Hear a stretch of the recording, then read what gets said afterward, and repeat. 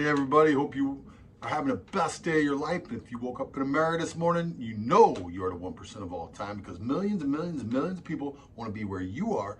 They're not, and you are. So don't allow yourself to be convinced by some fool politician that you are a victim when you woke up in the greatest nation that has ever existed. Be thankful for that. Get after it. Live that American dream. Today, I'm going to do a video on the 10 reasons why I think President Trump is the best president of my lifetime, and the reason why I believe President Trump should be reelected in a landslide. All right? And I'm going to do standalone videos on each one of these 10 points. So today I'm just doing an overview of my 10 points on why I believe this, and I'm going to do standalone videos on each one of these points on their own. So one of the things I would like you to do for me, please, is subscribe to my channel, and please hit the bell so you get notifications when I put out a new video, because what I would like to do is I would like to put out way more videos. Right now I can put out 2, 3, 4, 5 videos a day while I'm still doing everything else easily. But it takes me about 3 days to promote one of my videos. So instead of putting out 2 or 3 or 4 or 5 a day, I can only put out maybe 3 a week. And that hurts. So if you can, please, if you like the content, please subscribe, please hit the bell so that you get notifications that I put out a new video, and I will start rolling these things out one after the other. All right, today, my 10 points. Point number 1. Life. President Trump is the most pro-life president in my lifetime, hands down, no contest. I mean, this isn't even in dispute, I don't think. 300 federal judges, all constitutionalists, all pro-life. 3 Supreme Court justices now, 2 already on the court. 1 has been nominated, soon to hopefully be put on the court. And she will be amazing. I cannot even wait to see her at work. So that is a total blessing. He also, one of the first things he did when he became president was reinstate the Mexico agreement, and he actually expanded that agreement. So the original Mexico City agreement was that taxpayer dollars could not be used to fund foreign abortions, essentially. And President Trump expanded that to say that any organization that does abortions or does anything for sterilization, anything like that, cannot receive American taxpayer dollars. And I will expand on this point tremendously. My second point of why I believe President Trump to be the best president of my lifetime: choice. The issue of school choice, in my opinion, the issue of school choice is the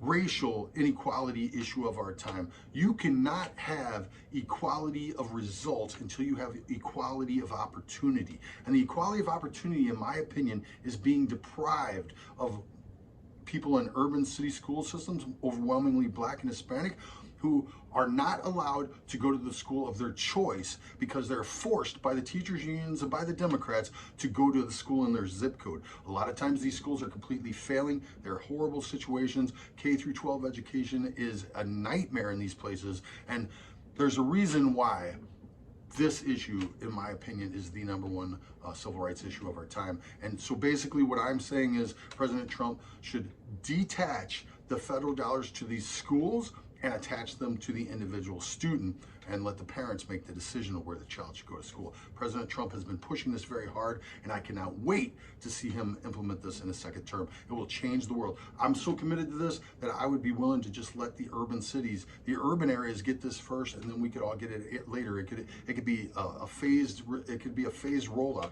but this will change everything, and I love this idea. President Trump had an amazing idea there. The police. The Democrats right now are talking about defunding the police all over the country. They're harassing the police, doxing the police, defunding the police. I mean, they're attacking the police, essentially. There's police officers being attacked for doing their job. There's police officers being threatened with going to jail for doing nothing but doing their job. As a result of this, President Trump has received the very first time endorsement of the New York City Police Department of any presidential candidate, the Chicago Police Department of any presidential candidate. The last time the border guards, this time the border guard, also Border Patrol, also, and the National Police Union, 800,000 members, I believe, all have backed President Trump. So the police are huge. Without the police, you cannot have stability in a neighborhood, in a society, and nobody's going to invest millions of dollars in their business when at any time a mob can come through and burn their business down. 81%, a recent Gallup poll showed that 81% of Black Americans want either the same amount of police or more policing, not less policing. So this also is a fundamental issue of our time. Foreign policy. I can't wait to do standalones on all these issues. Foreign policy. President Trump is the first president, I believe since Jimmy Carter, who did not start a war in his first term as president. Think about that. That's pretty crazy. As a matter of fact, he's withdrawing. He destroyed the ISIS caliphate. Awesome, thank you, Jesus. And he also is making peace all over the Middle East. There's peace between Serbia and Kosovo. He was nominated for a Nobel Peace Prize with us. There's peace between Israel and the United Arab Emirates and Israel and Bahrain. And he was also nominated for a Nobel Peace Prize for, I believe it was the United Arab Emirates. So hopefully Saudi Arabia will be joining soon, but he also stood down China in a way that hasn't been done. The president has done an amazing job in his foreign policy, and I think that should be acknowledged. I cannot wait to do a standalone on this. Manufacturing. President Trump goes all the way back to the 1980s, 80s, 90s, 2000. You can go watch video after video after video of President Trump complaining that the American manufacturing base is being taken out of our country, that this is destroying the middle class. President Trump set this out as one of his priorities. He brought back over 800,000 manufacturing jobs, over 1 million construction jobs, and President Trump is doing some amazing, amazing things. He's been trying to bring back the supply chains to the Western Hemisphere, even before coronavirus, and we realized that China produced 99% of all our pharmaceuticals. All right, President Trump is doing amazing things.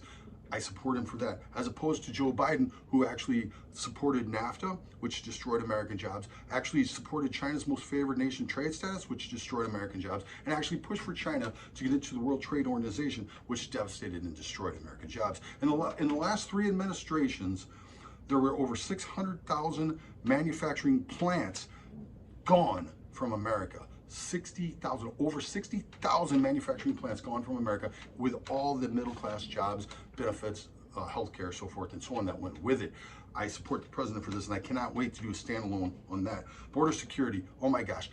Decade after decade after decade, border security on our southern border has been one of the primary issues of our time. President Trump resolved it. He told the Mexican government that you will either put guards on your southern border and on our northern border to stop people from coming into our country illegally, or I will put 100% tariff on every vehicle that comes into the United States. As a result of this, there are 27,000 soldiers now on Mexico's southern border, preventing any of the caravans from coming through, and there's soldiers stationed on our northern border to prevent anyone from crossing over.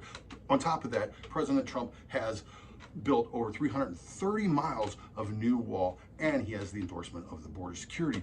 I think this president is doing an amazing job. I cannot wait to do a standalone on that. American history, this is huge. President Trump is the first president to ban critical race theory. This is a racist theory that says all white people are racist, all black people are victims, and it seeks to divide us. It has absolutely the wrong solutions to everything. And President Trump saw this. He banned it from the federal government. He banned it from any place that that has this critical race theory are not allowed to do business in the federal government anymore.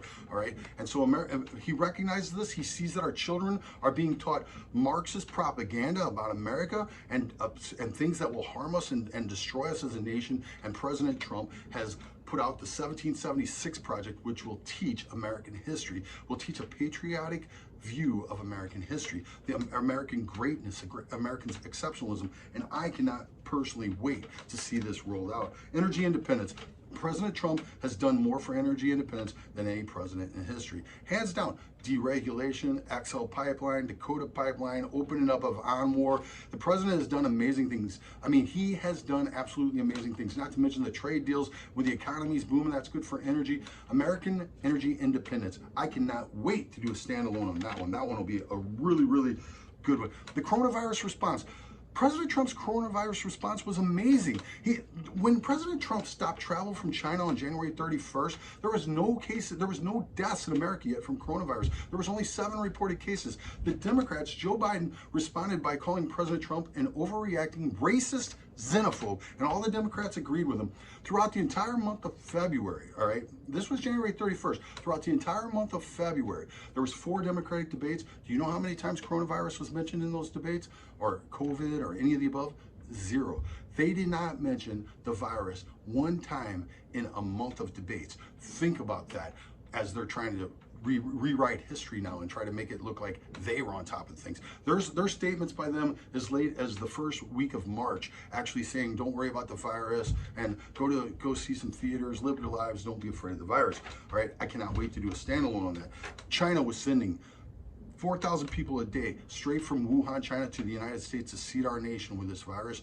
At the same time as they were protecting, they knew about human-to-human transmission from December 6th on. They were protecting China. They weren't allowing any flights out of Wuhan, but they were allowing 4,000 people a day to fly to our beautiful nation. And the president stopped that. The Democrats would not have stopped that. And Dr. Fauci actually said that this was responsible for saving untold American lives. Just remember, the original predictions for the coronavirus were 2 to 3 million dead Americans. All right. I support President Trump, and I cannot wait to do a detailed analysis of his coronavirus response. All right. And then finally, the end game. I call it the end game.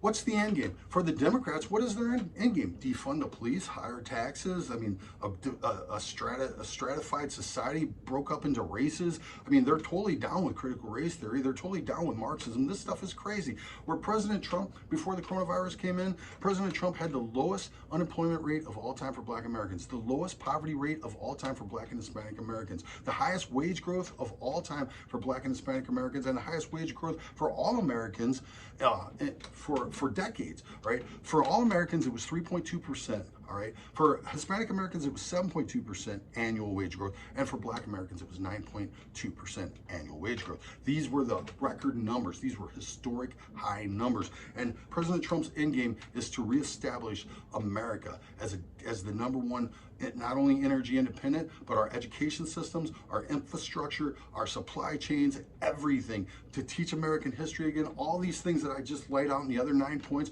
President Trump is wanting to do this. Look into the Platinum Plan that President Trump just put out for the Black American community. I think you will be impressed. I am tremendously impressed. This president has done amazing things, and I believe he has earned our vote. If you love America, there really is no choice between Joe Biden and Donald Trump. If you love America, Donald Trump is the president for you. Donald Trump has a vision for America.